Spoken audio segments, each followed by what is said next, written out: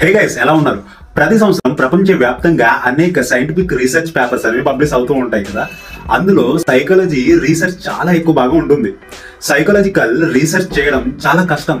ఎందుకో తెలుసా? దాన్ని ఒక మామూలు వ్యక్తిపై రియల్ లైఫ్ లో అప్లై చేయడం అంటే ఇంకా కష్టం. ఈ వీడియోలో ఒక సైకాలజీ ఫ్యాక్ట్ గురించి చెప్తాను.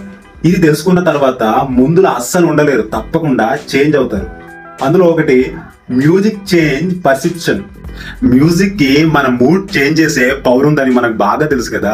ఒక హై ఎనర్జెటిక్ మ్యూజిక్ తో ఎక్కువ మోటివేట్ గా, ఒక సాడ్ సాంగ్ తో చాలా సాడ్ గా లేదా డిప్రెసివ్ గా ఫీల్ అవుతాం. మీరు ఎలాంటి మ్యూజిక్ ని వినాలనుకుంటున్నారు, అది మీరు ఈ ప్రపంచాన్ని ఎలా చూస్తారు అనే విషయం మీద ఎఫెక్ట్ చూపిస్తుంది.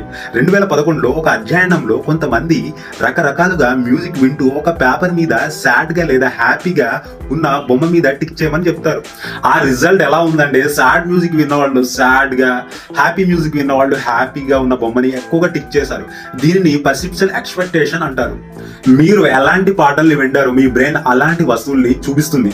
ఎనర్జెటిక్ మ్యూజిక్ వర్కౌట్స్ చేసేటప్పుడు ఉపయోగపడుతుంది. అలాగే సాఫ్ట్ మ్యూజిక్ అనేది ఫోకస్ చేయడానికి ఉపయోగపడుతుంది, లైక్ చదువుకునేటప్పుడు.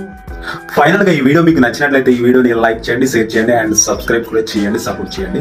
అండ్ మీ యొక్క మ్యూజిక్ లవర్ ఫ్రెండ్ ఎవరైతే ఉన్నారో ఈ వీడియోని షేర్ చేయండి. ఇలాంటి సైకలాజికల్ ఫ్యాక్ట్స్ ఇంకా తెలుసుకోవాలని ఉందా? అయితే వెంటనే ఇప్పుడు మన యొక్క ఛానల్ని ఫాలో అవ్వండి. Thanks for watching. జై హింద్.